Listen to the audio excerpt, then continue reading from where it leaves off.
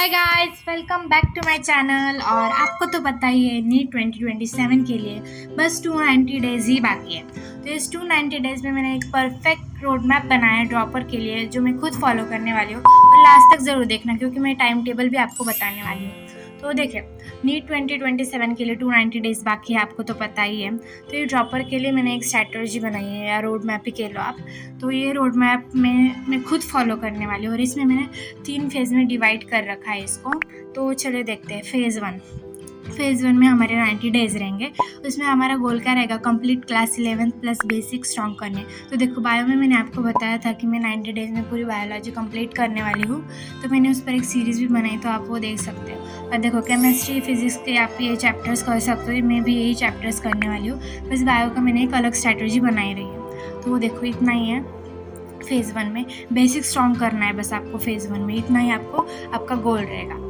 तो देखो, phase two में हमको पूरा सिलेबस कंप्लीट करना है। तो उसमें 181 टू 240 डेज़ रहेंगे। फुल सिलेबस आपको कंप्लीट करना है, अलॉन्ग विद ट्वेल्थ का ऑलमोस्ट सिलेबस आपको कंप्लीट करना है। तो देखो, बायो का तो मेरा हो ही जाएगा बायो का।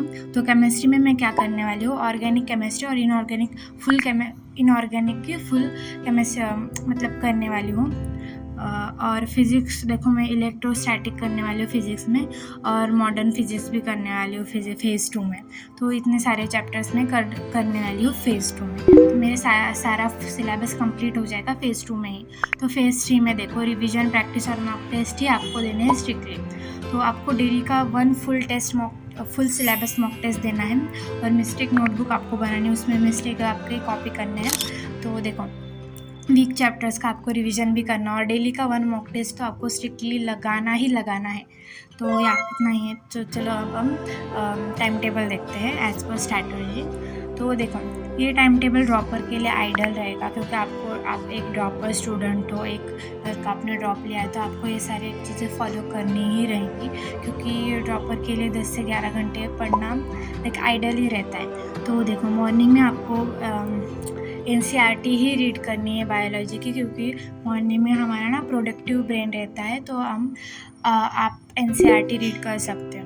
तो देखो, 8:45 टू 3 PM हमारा लेक्चर्स ही रहते हैं, यकीन 2.0 के। तो वो लेक्चर्स आप कर सकते हो।